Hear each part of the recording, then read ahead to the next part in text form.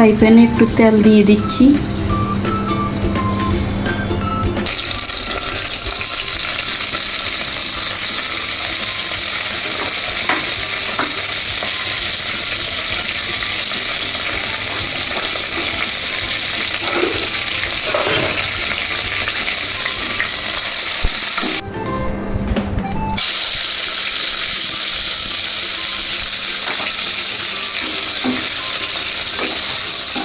একটু লবণ দিয়ে দিচ্ছি।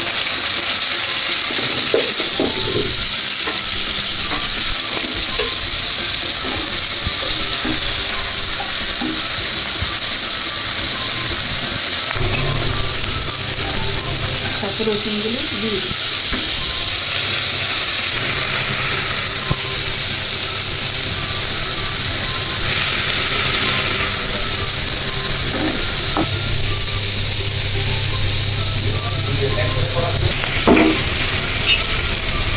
আমার শুটকি, পেঁয়াজ, টমেটো, রসুন সবগুলো ভাজা হয়ে গেছে।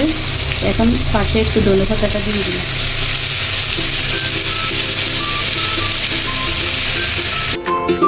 আজকের ভর্তাটা আমি ব্লেন্ড করব এখন। এর আগে পাটায় বাটছি এরকম শুটকি ভর্তা, আজকে এটা ব্লেন্ড করে দেখাবো আপনাদেরকে। এভাবে আপনারা ব্লেন্ড করে খাবেন। অনেকে পাটায় বেটে ভর্তা খেতে পারে না, এই জন্য আজকে ব্লেন্ড করে দেখাচ্ছি। এভাবে মাঝে মধ্যে আপনারা বাসায় ট্রাই করবেন।